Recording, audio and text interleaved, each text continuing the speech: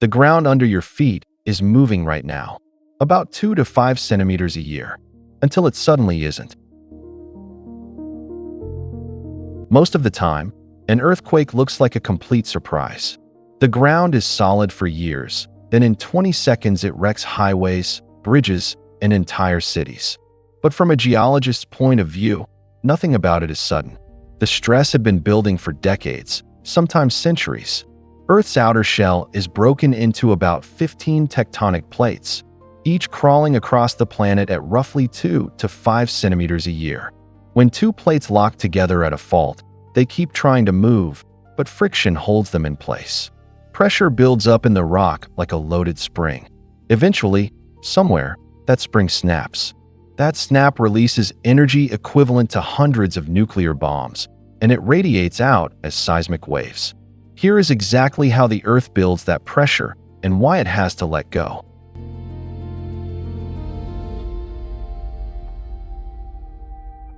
Start with the plates themselves.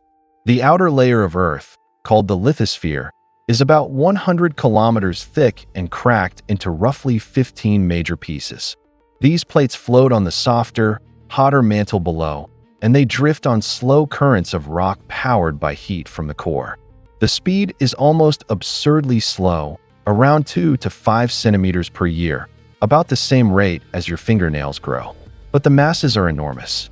The Pacific Plate alone covers around 103 million square kilometers. When something that huge moves, even slowly, it carries staggering amounts of energy. Plates collide head-on, slide past each other, or pull apart. About 90% of all earthquakes happen along the edges where these plates meet, in narrow zones known as plate boundaries.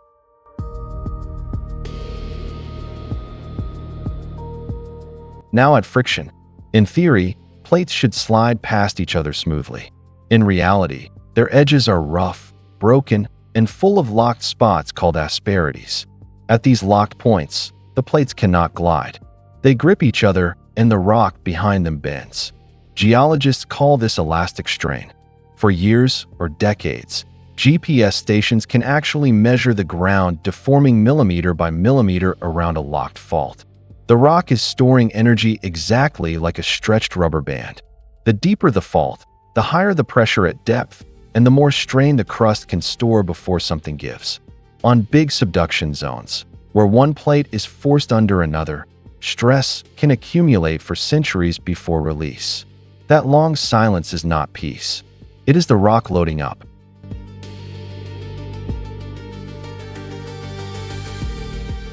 The release is the earthquake itself. When the strain finally exceeds what the rock can hold, the locked spot breaks. The two sides snap past each other in seconds. On a small quake, the rupture may only slip a few centimeters along a patch of rock a few hundred meters wide. On a great megathrust, the rupture can race along the fault at about 3 kilometers per second, tearing open hundreds of kilometers and slipping more than 20 meters. All the elastic strain stored over decades dumps out at once. That energy radiates away as seismic waves. P waves go first, fast and compressional. S waves follow, shaking the ground sideways. Then surface waves roll across the land like waves on the ocean, and that is when buildings fall. Magnitude on the Richter scale is logarithmic, so a magnitude 8 releases about 32 times more energy than a magnitude 7. And about 1,000 times more than a magnitude 6.